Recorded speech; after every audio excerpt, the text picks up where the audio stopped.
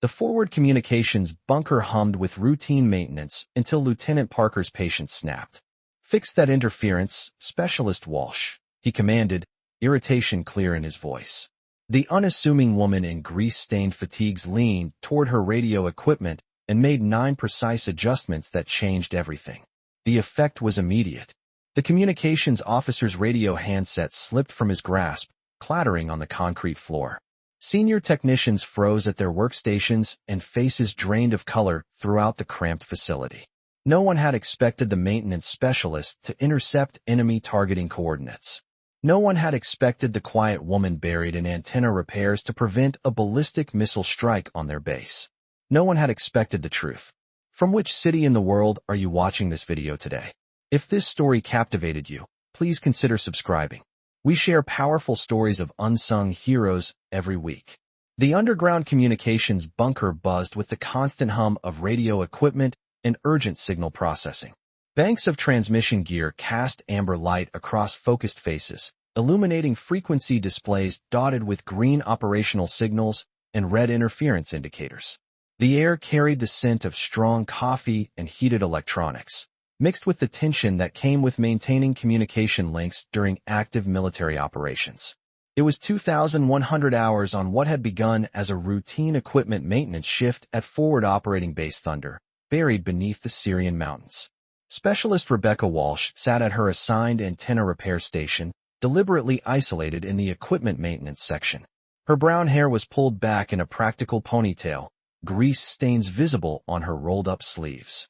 Early 30s, with steady hands that spoke of technical precision rather than military ambition. Her attention moved constantly between multiple antenna systems and signal analyzers, while her physical presence was carefully minimized in the male-dominated communications environment. To a casual observer, she might have been any maintenance technician, a recent graduate from electronics school perhaps, or another specialist assigned to keep equipment functional while remaining distant from actual operational communications. She occasionally made entries in a technical maintenance log, her work methodical and largely invisible to the communications staff. Unlike the communications officers and senior NCOs who dominated the bunker with their operational patches and signal expertise, she wore no visible markers of communications intelligence experience or operational qualifications. Just a technician, it seemed, with specialized electronics training and an assignment to repair equipment while remaining separate from actual mission communications. The operation underway involved maintaining critical communication links for Operation Desert Strike, coordinating air support and ground operations across multiple forward positions. The mission had proceeded according to established protocols, communication channels established, frequency coordination maintained, and regular signal checks conducted with various operational elements. Staff Sergeant Rodriguez, a veteran communications supervisor with multiple deployment credentials, coordinated the signal operations with practiced efficiency, moving between communication stations and monitoring signal quality throughout the underground facility. Forward operating bases had clear protocols to follow regarding communication security, Rodriguez explained to the duty staff, his voice carrying across the cramped bunker interior. Their procedures for maintaining signal integrity directly follow established communication security doctrine and operational requirements. Lieutenant Parker sat focused at the primary communication console, his face reflecting the intensity of operational coordination.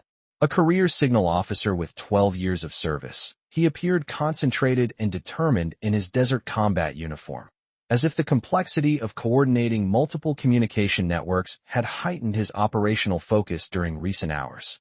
Rebecca watched it all from her isolated repair station, her expression revealing nothing.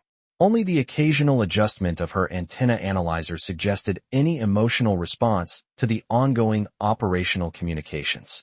When Staff Sergeant Rodriguez called for equipment status reports, heads turned briefly toward Rebecca's position at the maintenance station. Specialist Walsh has been troubleshooting antenna interference, Staff Sergeant Rodriguez announced. She may have additional technical data on signal propagation issues. She approached the central briefing area with measured technical professionalism that seemed at odds with her maintenance role assignment.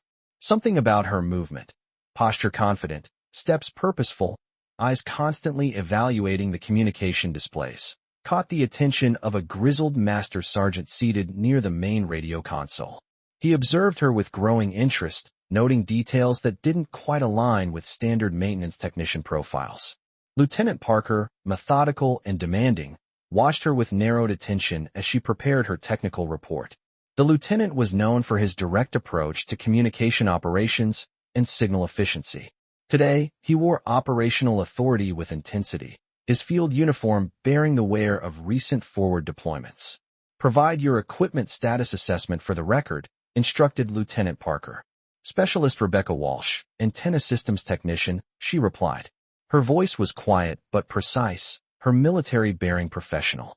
Staff Sergeant Rodriguez began his technical questions, and Rebecca's responses were technically accurate and detailed, but delivered in such a controlled, measured tone that Lieutenant Parker soon grew visibly impatient. Several times, communications personnel had to ask her to clarify technical specifications. "Specialist Walsh," Lieutenant Parker finally interrupted. "The entire communications staff needs to understand your technical reports clearly. Explain your findings in operational terms." "Yes, sir," Rebecca responded, barely adjusting her technical vocabulary. Staff Sergeant Rodriguez continued. "Specialist Walsh, can you explain your antenna maintenance activities and interference analysis procedures?" "I've been conducting comprehensive diagnostic analysis of antenna array systems using advanced signal processing equipment," she replied, her voice still frustratingly technical.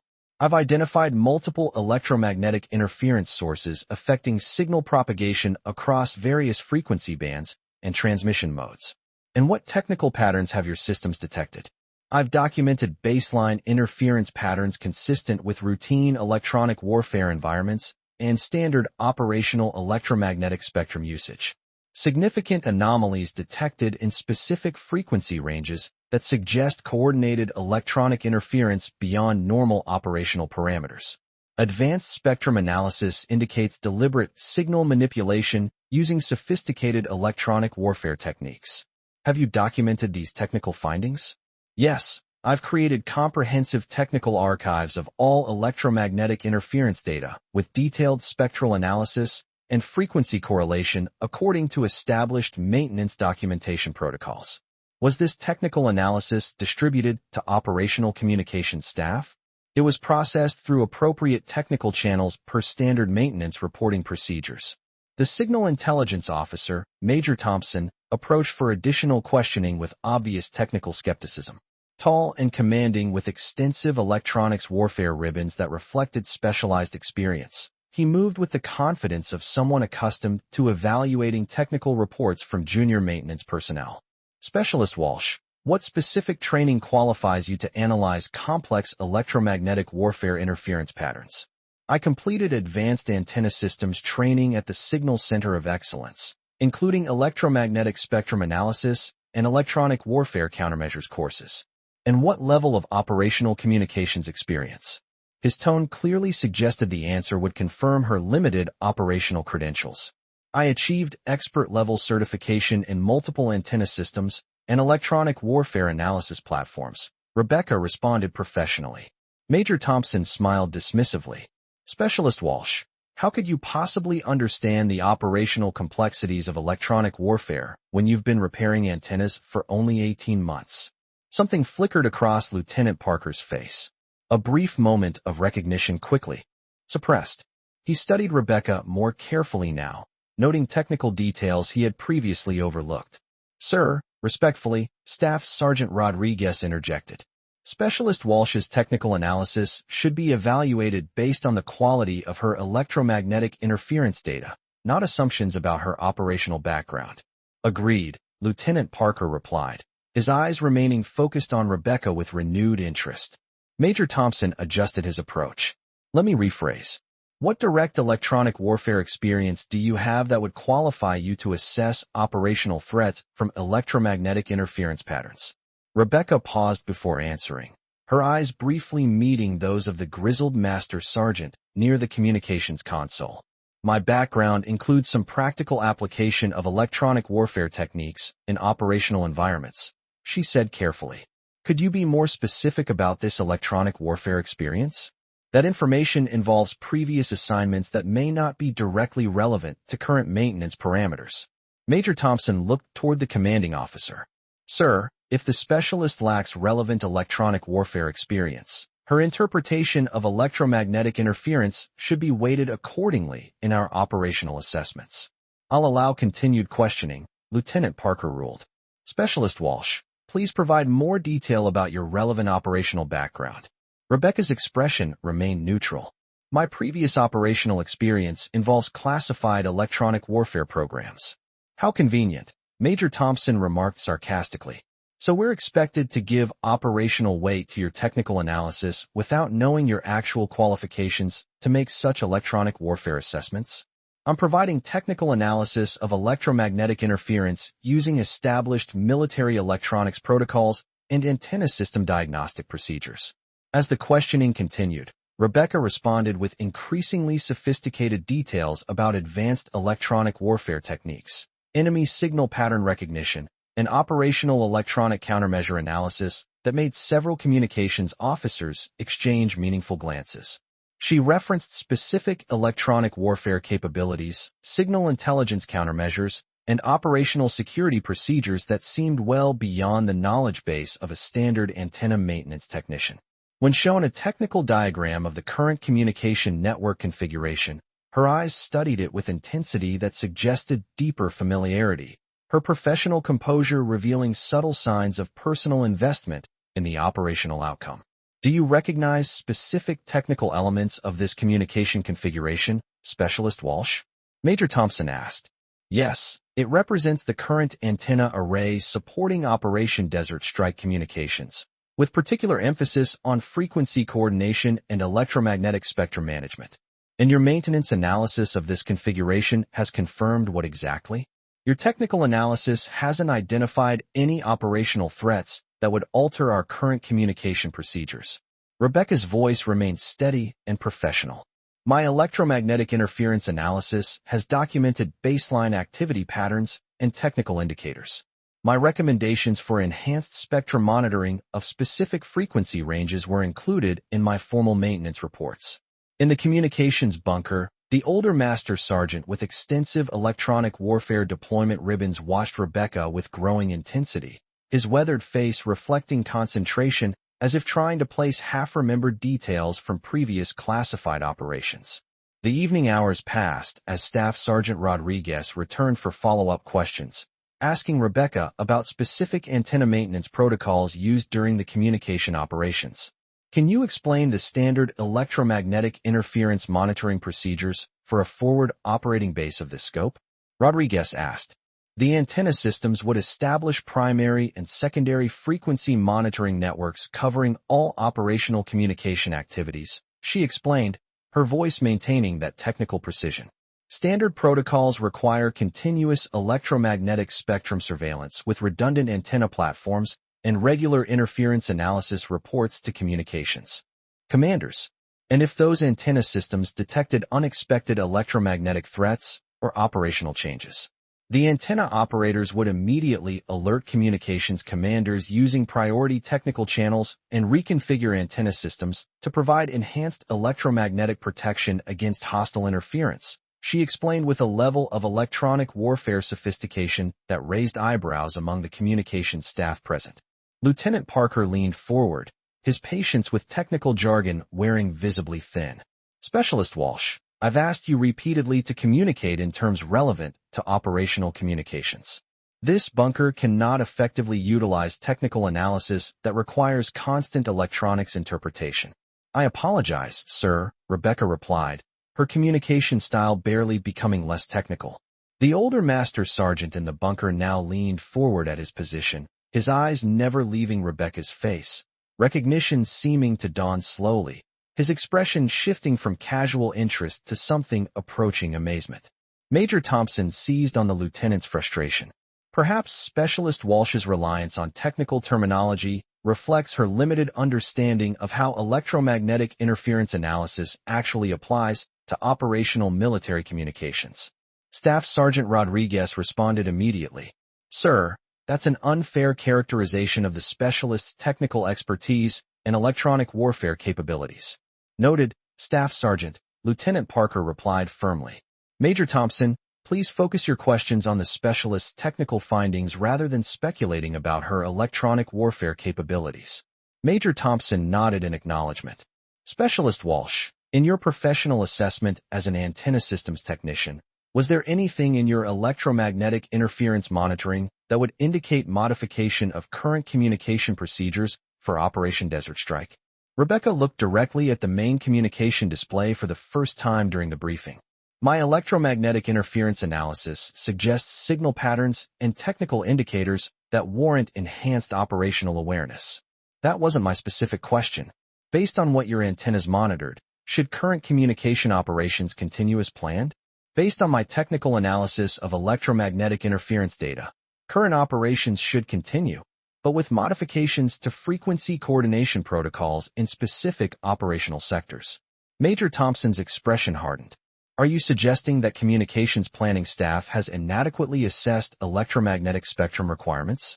I'm stating that my technical recommendations for enhanced antenna monitoring of specific frequency ranges differed from the spectrum management parameters actually implemented for this operation. The bunker stirred with quiet technical discussion. Lieutenant Parker tapped his pen once against his console, restoring order. Specialist Walsh, Lieutenant Parker said, his voice carrying obvious impatience. You need to explain that technical assessment in practical terms the entire communications staff can understand. What specific frequency ranges require different antenna monitoring? Rebecca paused, her eyes scanning the bunker briefly before returning to the lieutenant. When she spoke, her voice maintained that technical precision, forcing communications staff officers to pay closer attention. My electromagnetic interference analysis identified signal patterns in frequency ranges 2.4 through 5.8 GHz that exhibit characteristics inconsistent with routine communication traffic. These frequencies were not included in the primary spectrum monitoring tasking provided to antenna maintenance operations. Lieutenant Parker's head lifted, his carefully maintained operational focus sharpening noticeably. The grizzled master sergeant's expression showed growing recognition as he studied Rebecca with renewed intensity. Specialist Walsh, Lieutenant Parker said firmly, operational urgency evident in his tone. This represents potentially critical technical intelligence. Explain clearly what your antennas detected in those frequency ranges. Rebecca looked directly at Lieutenant Parker. A moment of quiet recognition seemed to pass between them, though the lieutenant quickly returned to professional command demeanor. The experienced master sergeant in the bunker was now gripping his communication equipment, his knuckles showing white. Lieutenant Parker leaned forward with visible concern at his communication console. Specialist Walsh, we have ongoing operational communications right now. If your antenna monitoring detected something significant about electromagnetic threats, report it immediately. The bunker fell silent. For the first time since beginning her technical briefing, Rebecca looked directly at Lieutenant Parker with unmistakable urgency. The quiet recognition between them became more evident, though the lieutenant maintained his command composure. The experienced master sergeant near the radio console leaned forward, his hands ready at his communication equipment. Suddenly, urgent alarm signals activated throughout the main communication system.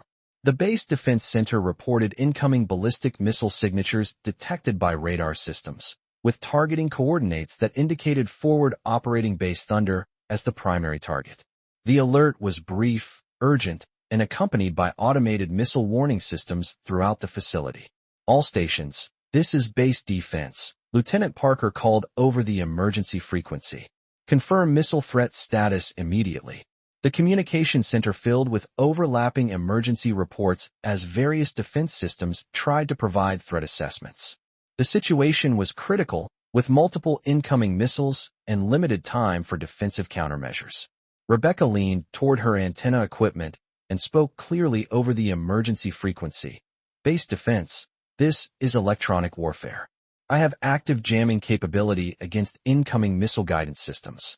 Grid coordinates 31, Tango, 7734 through 7738. I can disrupt their terminal guidance systems and force impact deviation. Initiating electronic countermeasures now. The effect was immediate and electric. Lieutenant Parker's communication handset nearly slipped from his grasp.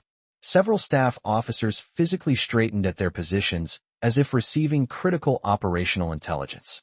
Major Thompson's face showed complete shock.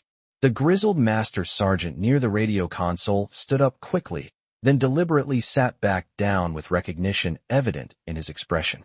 Complete silence fell over the bunker as understanding dawned across various faces. Some looked confused by the sudden electronic warfare expertise. Others appeared shocked by the authority in her voice, and a few, those who grasped the significance of what they had just witnessed, seemed stunned. Rebecca continued in her normal, controlled voice, but now everyone was listening intently. That electronic warfare capability was implemented using advanced signal jamming techniques and classified electronic countermeasure systems I learned during my deployment with the 82nd Airborne Division's Special Operations Electronic Warfare Teams 5 years ago. I was also the electronic warfare specialist attached to Task Force Lightning, which Lieutenant Parker personally coordinated during classified operations before our unit was restructured. She systematically activated multiple electronic warfare systems on the main display screens and demonstrated them for the communications staff to observe. These are real-time electromagnetic countermeasure feeds showing the jamming signals that disrupted the incoming missiles' terminal guidance systems. The missiles weren't stopped by conventional air defenses. They were defeated using electronic warfare techniques that forced guidance system failures and impact deviation. Lieutenant Parker attempted to maintain operational composure, but his voice carried obvious recognition. Specialist Walsh, this represents a significant departure from standard antenna maintenance procedures. My team and I were reassigned to regular Army signal units after Task Force Lightning was classified and restructured 5 years ago, Rebecca continued calmly. I've spent the last 3 years working under standard military occupational specialty classifications while waiting for another situation where my specialized electronic warfare training could prevent enemy attacks from succeeding against American forces. A younger communications analyst near the radio console looked up with confusion. This doesn't make sense. Task Force Lightning's electronic warfare specialists were all reported as transferred to different assignments after that program was restructured. The grizzled master sergeant turned to address him quietly. Look at her electronic warfare techniques, Sergeant. Look at how she's coordinating those jamming systems. You don't learn that level of electronic countermeasures in regular signal school. Rebecca activated additional electronic warfare displays to reveal detailed information about enemy missile guidance systems, electronic countermeasure effectiveness, and operational electronic warfare techniques that had been invisible using conventional defensive methods. My previous unit was restructured because we discovered that enemy forces were obtaining American electronic warfare capabilities through defense contractors who were supposed to be supporting our electronic countermeasure development. The bunker erupted into controlled operational activity as staff officers began coordinating immediate defensive responses. Lieutenant Parker activated emergency communication protocols, his face showing a combination of shock and professional determination. This communications bunker will implement immediate defensive procedures, he declared, his voice steady despite obvious emotional impact. But before anyone could fully process the implications, Rebecca continued. Sir, that missile strike was coordinated using leaked intelligence about our electronic warfare vulnerabilities. I've spent 3 years analyzing similar electronic attacks and gathering evidence about the technology transfers that led to my unit's restructuring. This represents the same operational pattern, same electronic warfare methods, same systematic betrayal. Lieutenant Parker slowly turned in his communication command chair, his operational authority visibly affected by recognition. He nodded once, a gesture of acknowledgement and renewed professional trust. Task Force Lightning was classified above top secret, Rebecca continued.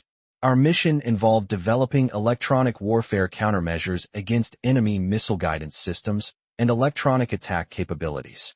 We discovered that our electronic warfare technology was being systematically compromised by someone with access to our development programs, someone who was selling our countermeasure capabilities to the same enemy forces we were supposed to be defending against. She activated her electronic warfare control systems and displayed an encrypted data storage device. This contains 5 years of electronic warfare data, technical specifications, and operational security documentation that proves how our defensive capabilities were being systematically betrayed. That missile attack wasn't successful because of superior enemy technology. It failed because someone finally implemented proper electronic countermeasures based on classified capabilities that weren't supposed to exist. Major Thompson attempted to restore normal technical briefing procedures, but found himself struggling with the operational security implications. Specialist Walsh, this represents highly irregular electronic warfare reporting procedures. My unit was restructured and scattered to prevent us from investigating the technology transfers further. Rebecca continued with professional calm. I was the designated electronic warfare specialist who maintained all our technical development data and operational security documentation. I've spent 3 years working in regular assignments while waiting for the right opportunity to expose the source of those technology compromises and prevent enemy forces from using our own electronic warfare capabilities against American military operations. Staff Sergeant Rodriguez approached Rebecca with obvious concern and growing professional respect. Specialist Lightning, if what you're reporting is accurate, how did you maintain access to classified electronic warfare capabilities, and why choose this attack to reveal your background? Rebecca's professional composure never wavered. I maintained access because I never officially left electronic warfare operations. My assignment to regular antenna maintenance was supposed to be temporary cover while Task Force Lightning investigated the technology transfers. When the investigation was terminated and the unit restructured, I continued developing countermeasures using my legitimate access to electronic warfare systems. She indicated the real-time electronic warfare feeds showing successful missile defense coordination. I chose this moment because enemy forces just attempted to destroy this base using electronic warfare technology that was stolen from American development programs. If those attacks had succeeded, soldiers would have died because of defensive failures that could have been prevented. The grizzled Master Sergeant approached the briefing area. Sir, request permission to address the communications staff. I am Master Sergeant Coleman, recently returned from assignment with electronic warfare operations. I worked with Task Force Lightning during their classified electronic warfare development programs. He turned to face Rebecca. Specialist Lightning was one of the most skilled electronic warfare operators I encountered during my career. If she reports that this attack used compromised American technology, I believe her assessment without question. Major Thompson interjected with growing frustration. This is highly irregular, but it doesn't change the immediate defensive situation we're managing. This base needs continued electronic warfare protection regardless of any alleged technology compromises. The situations are directly connected, Rebecca replied.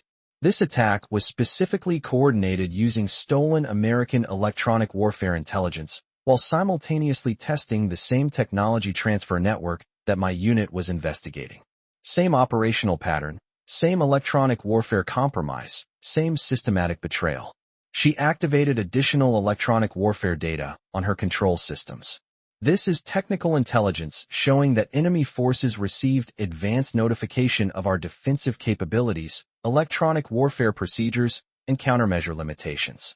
The source of that technology leak is the same defense contracting network that compromised Task Force Lightning's operations 5 years ago.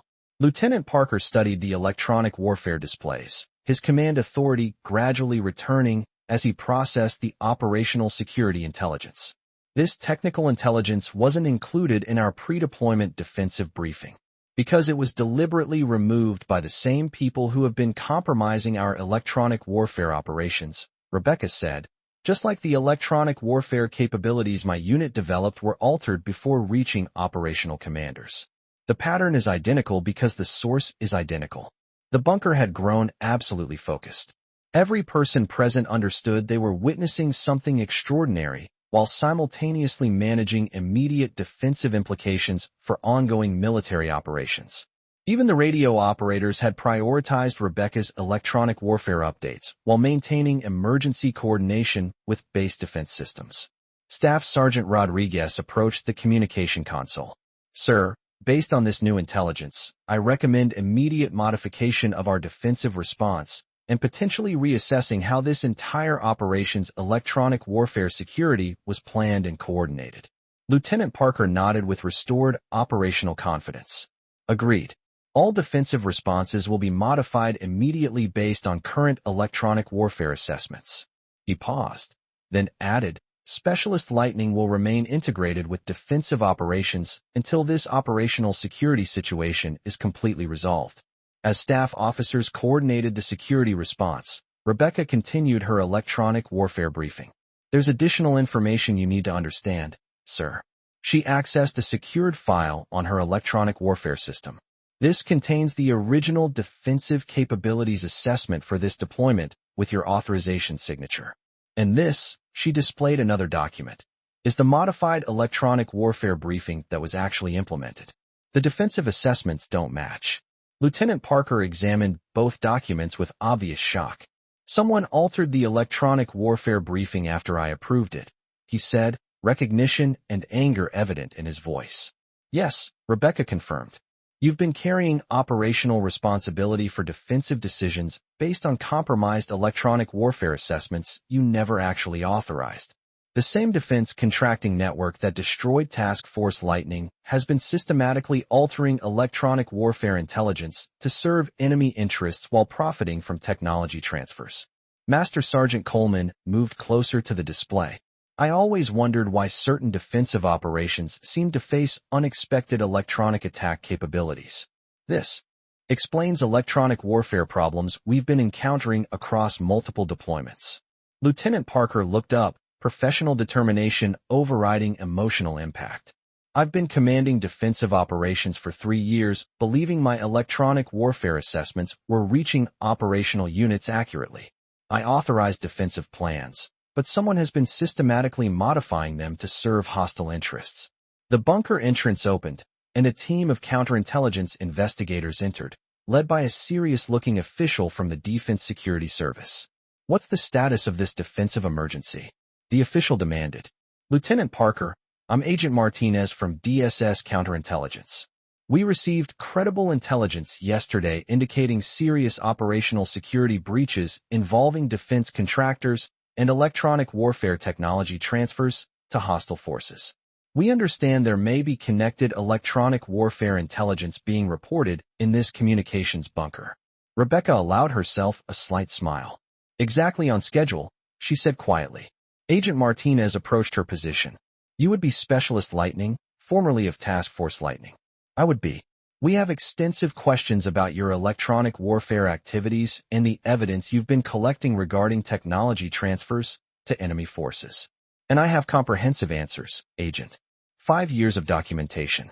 The agent addressed Lieutenant Parker. Sir, with your permission, I'd like to coordinate with your defensive operations while securing the intelligence Specialist Lightning has provided for formal counterintelligence investigation. Lieutenant Parker nodded decisively. Granted, but our immediate priority is determining the operational security implications for current and future defensive military operations. Understood completely, sir. Our investigation supports rather than interferes with defensive military operations and electronic warfare development. The bunker began reorganizing around both the defensive coordination and the security investigation, but Rebecca remained integrated with the operational response rather than isolated from it. Lieutenant Parker approached her directly. I still don't understand the complete operational picture, he said, looking directly at her electronic warfare displays. Why would you risk exposure to intervene in tonight's attack? Your cover assignment provided security while you gathered evidence about technology transfers. Because enemy forces just attempted to destroy this base using stolen American electronic warfare technology, Rebecca replied simply. You trusted my electronic warfare assessments during Task Force Lightning operations. You implemented defensive plans based on my countermeasure data because you knew it was accurate and professionally developed. How can you be certain I wasn't involved in the technology transfers that destroyed your unit? Rebecca displayed a quiet smile. Because I've spent 5 years analyzing every detail of what happened to my electronic warfare unit. I know who altered technical assessments and who profited from selling countermeasure capabilities to enemy forces. Most importantly, I know you requested verification of electronic warfare reports multiple times because you suspected something was wrong with the defensive development process. Lieutenant Parker's expression showed recognition. How could you possibly know about those verification requests? Those electronic warfare communications were classified at the highest levels. I had assistance from people within the electronic warfare community who weren't compromised, Rebecca admitted. Not everyone involved in defensive development was participating in the technology transfers. There are still professional soldiers within the system who wanted the truth exposed and who wanted to prevent defensive military operations from being betrayed because of systematic electronic warfare compromise. As she prepared to coordinate both defensive conclusion and evidence transfer, Master Sergeant Coleman approached. "Specialist," he said with formal respect, then dropped his voice. "Rebecca, we thought you had been safely transferred after Task Force Lightning was restructured." "I know," she replied quietly. "I maintained that cover while continuing the investigation we started. Thank you for trusting my electronic warfare assessments. What happens to defensive military operations now?"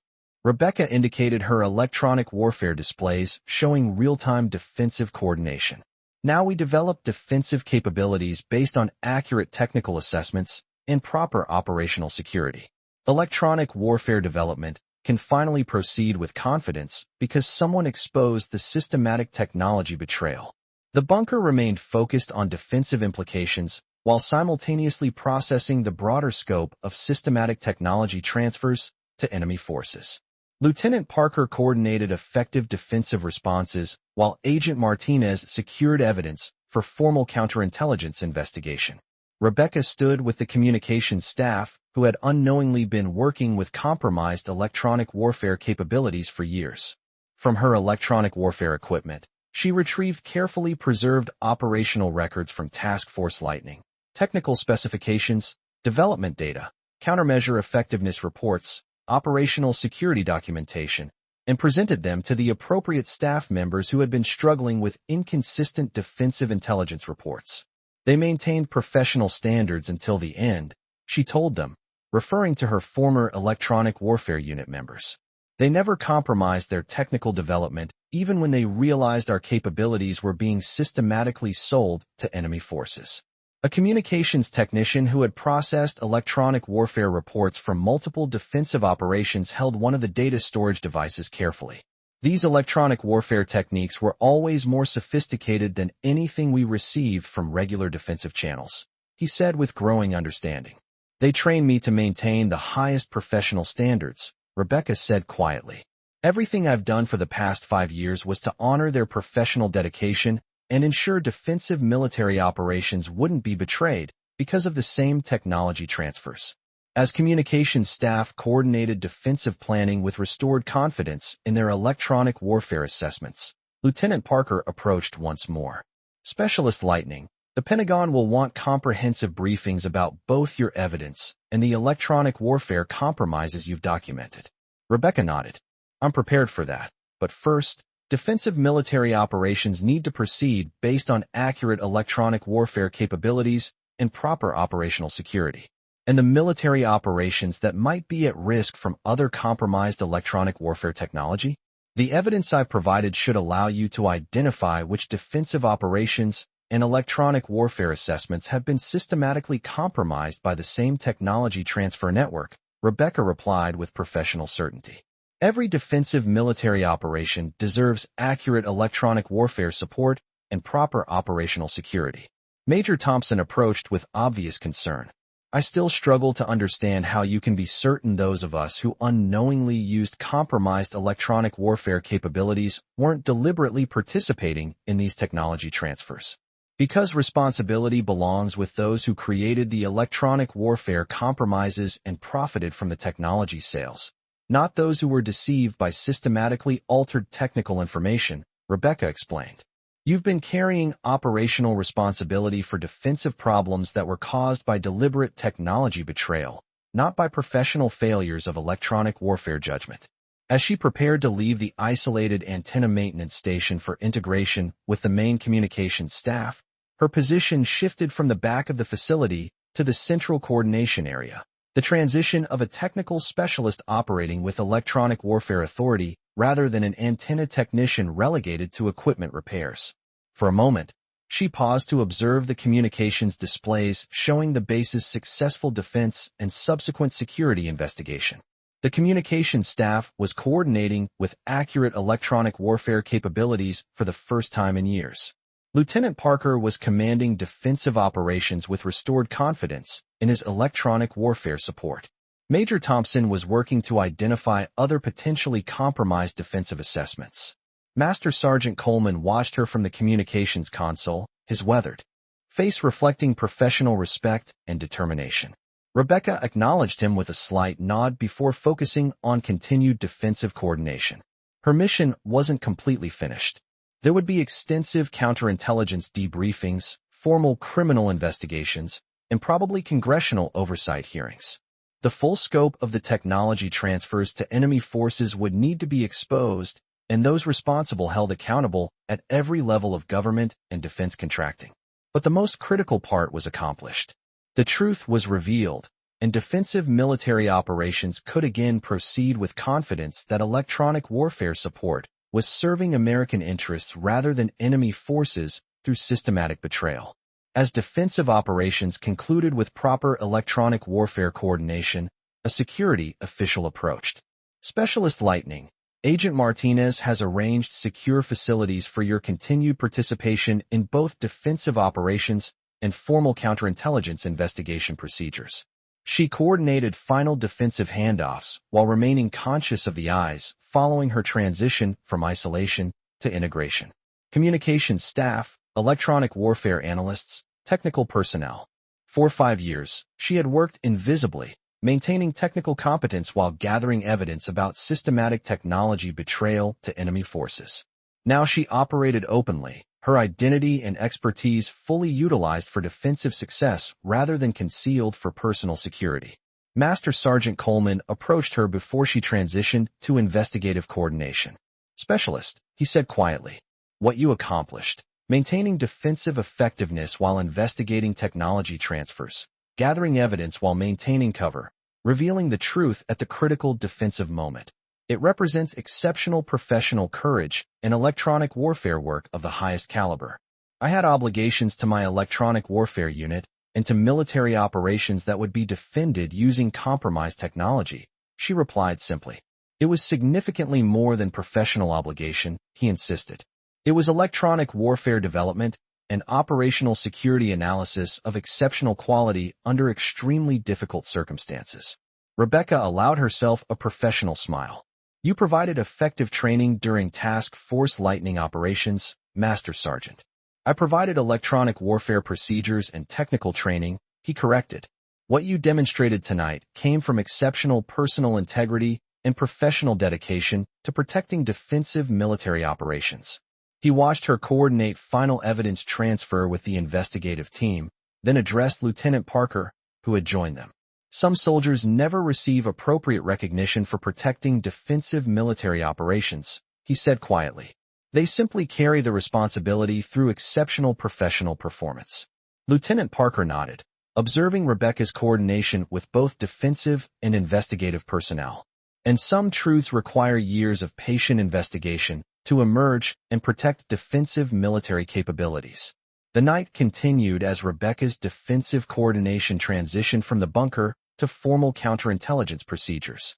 Behind her, the communications staff operated with renewed confidence as defensive operations proceeded with accurate electronic warfare support and proper operational security. The communications staff worked with restored trust, knowing their defensive capabilities would protect military operations without systematic compromise by enemy interests. Ahead lay the challenge of ensuring complete accountability and dismantling the entire technology transfer network responsible for systematic defensive compromise. But for now, in this moment between concealed investigation and revealed truth, the simple act of providing accurate electronic warfare countermeasures had transformed a potentially devastating enemy attack into successful defensive coordination. The power of one soldier's quiet determination to honor fallen colleagues and protect defensive military operations, even when it required years of patient evidence gathering to expose betrayals that powerful interests had systematically concealed while profiting from technology transfers to enemy forces. As defensive coordination concluded successfully, Rebecca's secure communication system crackled with an update from Base Defense Command. All defensive elements. This is base defense command. Attack successfully repelled with 0 casualties. Defensive integrity restored thanks to accurate electronic warfare coordination. Rebecca closed her eyes briefly and smiled for the first time in 5 years, knowing that defensive military operations could finally proceed with confidence and proper electronic warfare protection.